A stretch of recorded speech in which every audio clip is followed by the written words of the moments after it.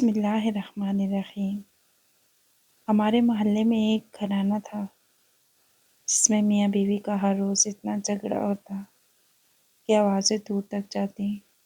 پھر محلے کی ایک سمجھدار عورت نے ایک ایسا طریقہ اپنایا کہ ان کا جھگڑا ہمیشہ کے لیے ختم ہو گیا، کیونکہ اس نے فیاض روبینہ کے گھر سے ہر روز لڑائی جھگڑے کی آوازیں آیا کرتی تھی۔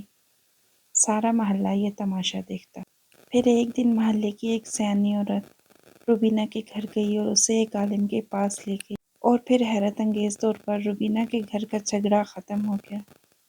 کئی عورتیں پوچھ رہی تھی کہ آخر یہ کیا ہوا۔ راز کی بات صرف وہ سیانی عورت جانتی تھی۔ اس محلے میں رہتے ہوئے ہمیں کافی طویل عرصہ گزر گیا تھا، اور میرا تو بچپن لڑکپن اسی محلے میں گزرا تھا۔ بڑا ہی پرسکون محلہ تھا۔ تمام لوگ بڑے اچھے اور ایک دوسرے کے ساتھ مخلص تھے۔ سکون سے وقت گزر رہا تھا جب سے ہم یہاں آئے تھے۔ فیاض اور اس کی ماں کو یہیں دیکھا تھا۔ فیاض کے والد کا انتقال تب ہوا تھا جب وہ 10 سال کا تھا۔ خالہ رشیدہ نے اکیلے ہی پال پوس کر اسے بڑا کیا۔ وہ بہت محنتی اور صابرہ خاتون تھی۔ کبھی کسی نے ان کی زبان سے کوئی گلہ نہیں سنا۔ تقدیر نے ان کی قسمت میں جو آزمائش رکھی تھی، خالہ رشیدہ نے بڑے صبر کے ساتھ اس کا مقابلہ کیا اور اپنے بیٹے کی زندگی میں ماں اور باپ دونوں کا کردار ادا کیا۔ دھیرے دھیرے وقت گزرتا رہا، ان کا صبر اور محنت پھل لایا، اور ان کا بیٹا جوان ہو چکا تھا۔ بیٹے کا سر ماں کے قد سے بھی بلند ہوا تو خالہ رشیدہ کے دن پھر گئے۔ فیاض جوان ہو چکا تھا، خالہ رشیدہ نے اس کی شادی کر دی، اور محض 1 سال بعد اللہ کو پیاری ہو گئی۔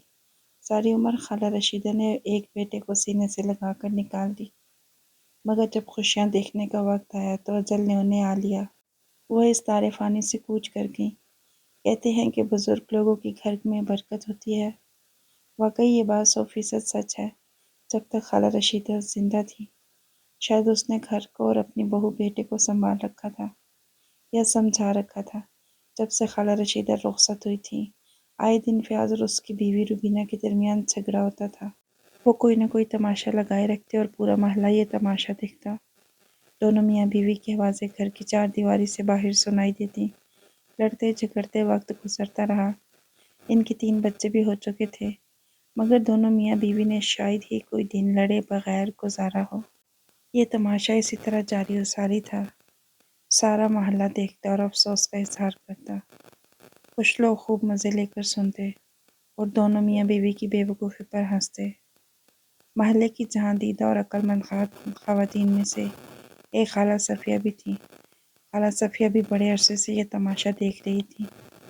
کچھ دن تو وہ فیاض کے گھر گئیں اور روبینہ سے بات چیت کی، دونوں کو سمجھانے کی کوشش کی، مگر وہی بات کہ جب غصہ آتا تو دونوں میاں بیوی اپنے کیے گئے وعدوں کو بھول جاتے، ساری سمجھائی ہوئی باتوں کو کان کے پیچھے پھینکتے اور لڑائی جھگڑے میں ایک دوسرے سے آگے نکلنے کی کوشش کرتے، ایک دوسرے کو خوب بڑھ چڑھ کر جواب دیتے اور لڑائی جھگڑے میں ایک دوسرے سے جیتنے کی ناکام کوشش کرتے۔ اسی کوشش میں ان دونوں نے اپنے گھر کو جنگ کا میدان بنا رکھا تھا، مگر وہ دونوں ایک دوسرے سے سبقت لے جانے میں اس قدر مصروف تھے کہ انہیں اس بات کا اندازہ نہیں تھا کہ وہ اپنا اور اپنے بچوں کا کس قدر نقصان کر رہے ہیں۔ پھر ایک دن خالہ صفیہ کو اس سارے مسئلے کا حل سوچا۔ وہ اپنی جگہ سے اٹھی، پاؤں میں چپل پہنی، بڑی سی چادر سر پر اوڑھی اور روبینہ کے گھر گئی۔ اس وقت فیاض کام پہ جا چکا تھا، روبینہ کے بچے بھی اسکول تھے۔ وہ گھر میں اکیلی تھی، دروازہ کھلا ہوا تھا۔ خالہ صفیہ گھر میں داخل ہوئی تو روبینہ کے بڑبڑانے کی آواز آ رہی تھی۔ وہ اپنے روزمرہ کے کاموں میں مصروف تھی اور ساتھ ساتھ اپنے دل کی بڑاس نکال رہی تھی۔ مسلسل منہ ہی منہ میں فراز کو برا بھلا کہہ رہی تھی۔ خالہ نے جیسے ہی سلام کیا تو روبینہ نے ٹھٹک کر انہیں دیکھا اور فوراً خاموش ہو گئی۔ خالہ نے پوچھا کیا بات ہے، کس سے باتیں کر رہی تھی؟ روبینہ جو پہلے ہی چلی بھنی بیٹھی تھی کہنے لگی کس سے باتیں کرنی ہیں، گھر پر اکیلی ہوں، خود ہی دل کی بڑاس نکال رہی ہوں، اور یہاں میری سننے والا کون ہے؟ فوراً روبینہ نے خالہ کے سامنے اپنا دل ہلکا کرنا شروع کر دیا۔ تب خالہ نے کہا ایک بات کہوں، تمہارے سارے مسئلوں کا حل میرے پاس ہے۔ روبینہ نے چونک کر خالہ کی طرف دیکھا، دوپٹے سے ہاتھ پونچھتی ان کے پاس بیٹھ گئی۔ پھر کہنے لگی خالہ جلدی بتاؤ، دیر کس بات کی ہے؟ میں تو اس شخص سے عاجز آ چکی ہوں۔ ناک میں دم کر رکھا ہے اس نے۔ کبھی بھی جھگڑے کے بغیر گھر نہیں آتا اور نہ ہی اس کے بغیر جاتا ہے۔ ہر دن کی شروعات اور اختتام لڑائی پر ہوتا ہے۔ اب تو میں تنگ آ گئی ہوں۔ جی چاہتا ہے کہ اسے چھوڑ کر چلی جاؤں۔ خالہ کہنے لگی، نہ روبینہ، یہ بے وقوفی مت کرو۔ تم بچوں کو چھوڑ کر جاؤ گی تو سوتیلی ماں بچوں کو ناکو چنے چبوا دے گی، اور ساتھ لے کر جاؤ گی تو وہاں بھابھیوں اور بھائیوں کی باتیں سنو گی، نوکروں کی طرح ان کے کام کرو گی، تبھی تمہارے بچوں کو ایک وقت کا کھانا دیں گے۔ عقل مندی یہی ہے کہ اپنے گھر پر رہو، حق سے کھاؤ، بس شوہر کو قابو کرنے کا طریقہ آنا چاہیے۔ تم ذرا بھولی بھالی سی ہو، تمہیں اس طرح کے طریقے آتے نہیں۔ آج میں تمہیں بتاتی ہوں۔ وہ آنکھیں کھولے حیرت سے خالہ کی طرف دیکھ رہی تھی۔ کہنے لگی، جلدی بتاؤ پھر کیا طریقہ ہے شوہر کو قابو کرنے کا؟ خالہ کہنے لگی، یہ بتاؤ، فیاض نے گھر کب آنا ہے؟ روبینہ نے منہ بسوڑتے ہوئے جواب دیا، ابھی تو لڑ جھگڑ کر نکلا ہے، شام کو ہی آئے گا۔ پھر خالہ نے پوچھا، بچے کب آئیں گے؟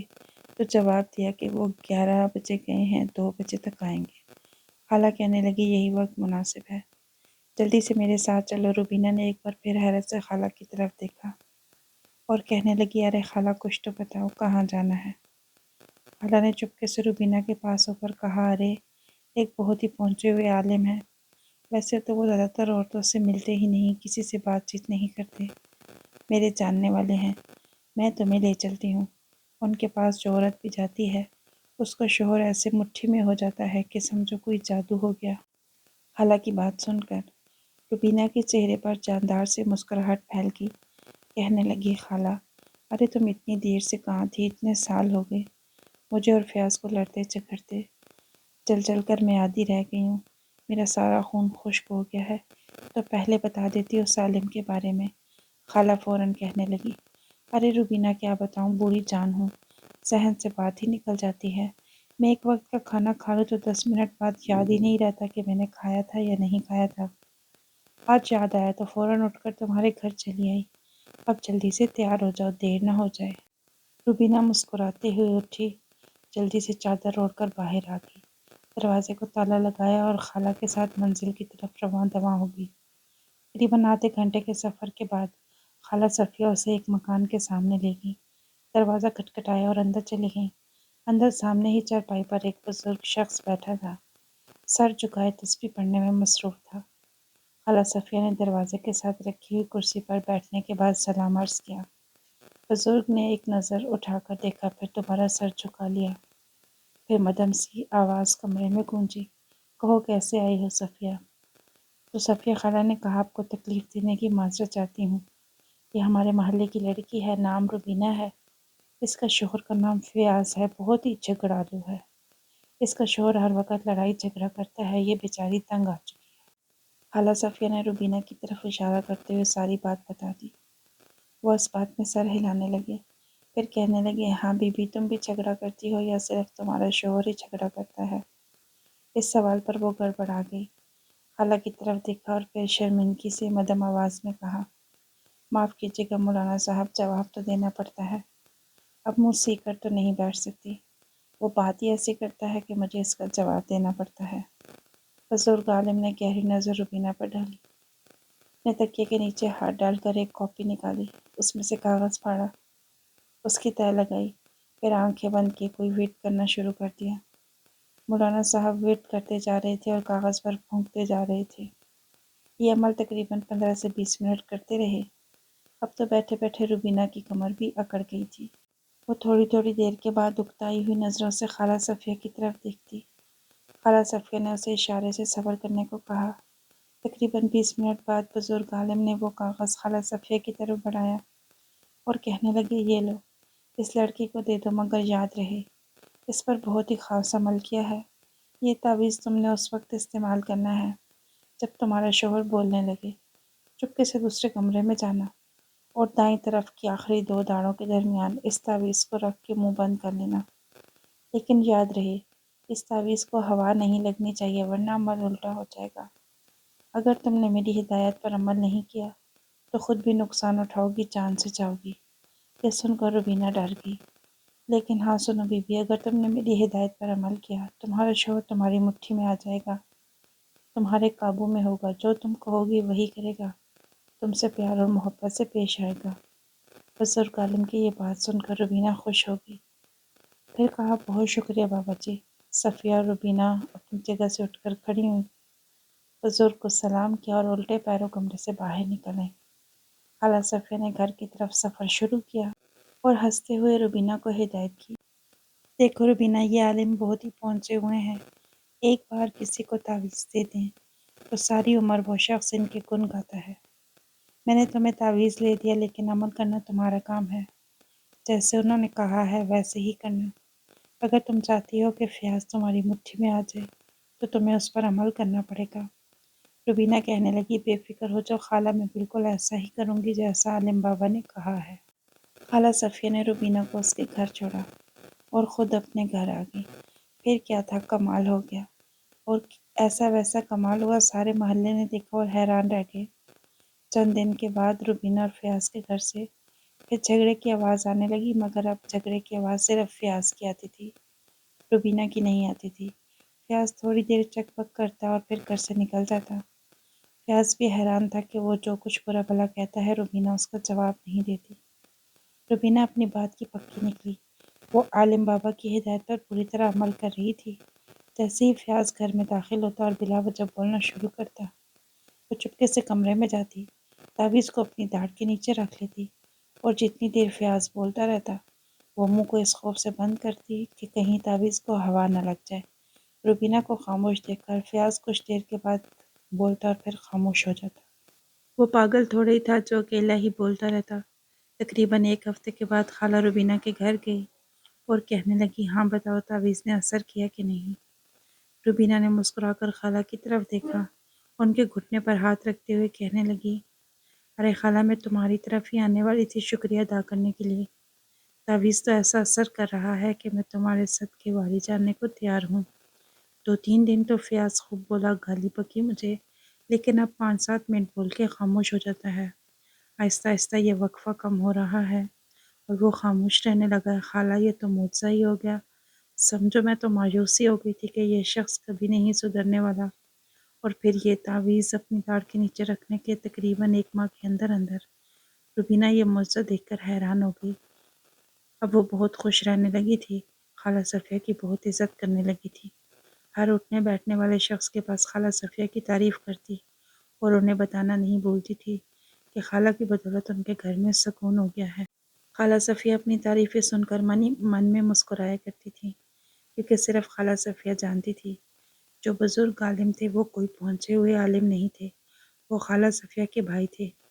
یہ ساری پلاننگ خالہ صفیہ نے اپنے بھائی کے ساتھ مل کر کی تھی، اور وہ جو خاص تعویذ تھا جس پر خالہ صفیہ کے بھائی نے 15 سے 20 منٹ ویٹ کیا تھا وہ خالی تعویذ تھا، اس پر کچھ بھی نہیں لکھا ہوا تھا۔ یہ بات صرف خالہ صفیہ اور ان کا بھائی جانتے تھے، کیونکہ خالہ صفیہ ایک جہاں دیدہ اور دانشمند خاتون تھی۔ وہ جانتی تھی کہ لڑائی جھگڑا ہر گھر کی کہانی ہے، ہر میاں بیوی میں کبھی نہ کبھی لڑائی جھگڑا ہو ہی جاتا ہے، لیکن اس گھر سے لڑائی جھگڑا کبھی بھی ختم نہیں ہوتا جہاں دونوں میاں بیوی ایک دوسرے کی برابری کرنے پر اتر آئیں۔ اگر جھگڑے کے دوران ایک فریق خاموش رہی تو یہ لڑائی جھگڑا جلد ختم ہونے کے امکان ہوتے ہیں، لیکن اگر دونوں فریقین دو بدو جواب دیں تو لڑائی جھگڑا طول پکڑے گا۔ لہٰذا خالہ صفیہ نے سوچ کر یہ منصوبہ بنایا کہ کیوں نہ کچھ ایسا کیا جائے جس سے روبینہ جھگڑے کے دوران خاموش رہے تو جھگڑا ختم ہو جائے گا۔ اور پھر ایسا ہی ہوا، کیونکہ خالہ جانتی تھی روبینہ زبان کی بہت تیز عورت ہے۔ جب روبینہ خاموش ہوئی، اس نے اپنے شوہر کی باتوں کا جواب دینا بند کیا تو جھگڑا بھی ختم ہو گیا۔ آج اس واقعے کو کافی عرصہ گزر چکا ہے۔ روبینہ نے آج بھی وہ تعویذ پلاسٹک کی تھیلی میں سنبھال کر رکھا ہے کہ نہ جانے کب اس کی دوبارہ ضرورت پڑ جائے۔ مگر حیرت کی بات یہ ہے، گزرتے وقت کے ساتھ فیاض نے لڑائی جھگڑا کرنا چھوڑ دیا تھا، کیونکہ جب ہر بار یہی ہونے لگا کہ جھگڑے کے دوران روبینہ اس کی باتوں کا جواب ہی نہیں دیتی تھی تو پھر لڑائی جھگڑا زیادہ طول نہیں پکڑ پاتا تھا اور ختم ہو جاتا۔ اب روبینہ کو اس تعویذ کی ضرورت پڑتی ہی نہیں تھی، کیونکہ اب ان میاں بیوی میں اتفاق رہنے لگا ہے۔ اور تو اور روبینہ اکثر خالہ صفیہ سے کہتی نظر آتی ہے، سچ کہوں تو جب سے میرے گھر سے جھگڑا ختم ہوا ہے تب سے گھر میں رزق میں برکت محسوس ہوتی ہے، بچے بھی خوش رہتے ہیں۔ پہلے بچے اکثر سہمے سہمے رہا کرتے تھے، اور یہ بات کہنے کی نہیں حقیقت ہے۔ لڑائی جھگڑے گھر سے برکت کو ختم کر دیتے ہیں۔ گھر کا ماحول ہر وقت کشیدہ رہتا ہے، جس سے نہ صرف میاں بیوی کی جسمانی صحت بلکہ ذہنی صحت بھی نہایت متاثر ہوتی ہے، اور ان جھگڑوں کا سب سے برا اثر بچوں پر پڑتا ہے۔ آپ دیکھنے اور سننے والے بہن بھائیوں سے گزارش ہے، خدا را اپنے گھر سے لڑائی جھگڑے اور فساد کو ختم کریں اور اپنے گھر کی فضا کو پرسکون بنائیں، کیونکہ یہ چند دن کی زندگی ہے۔ ہم اس دنیا میں مہمان کے طور پر آئے ہیں۔ اگر یہ چند دن کی زندگی بھی لڑتے جھگڑتے اور فساد کے دوران گزار دیں گے تو کل پروردگار کو کیا جواب دیں گے؟ کیونکہ ہمارے پیارے نبی حضرت محمد صلی اللہ علیہ وسلم کی یہ حدیث ہمارے لیے مشعل راہ ہے۔ تم میں سے بہترین وہ ہے جو اپنے گھر والوں کے لیے بہترین ہے، اور تم میں سب میں سے بہترین میں ہوں۔ نبی کریم صلی اللہ علیہ وسلم نے اپنے اسوہ حسنہ کے ذریعے ہمیں ایک مشعل راہ دکھائی ہے۔ بس اب ہمیں اس مشعل کی روشنی میں اپنے پیارے آقا نبی صلی اللہ علیہ وسلم کے بتائے گئے طریقے کے مطابق زندگی گزارنے کی ضرورت ہے، تاکہ ہم دنیا اور آخرت دونوں جگہ میں سرخرو ہو سکیں۔ ناظرین، آپ کو خالہ صفیہ کی پلاننگ کیسی لگی؟ کمنٹ باکس میں اپنی رائے کا اظہار ضرور کیجیے گا۔ اگلی ویڈیو تک کے لیے اللہ حافظ۔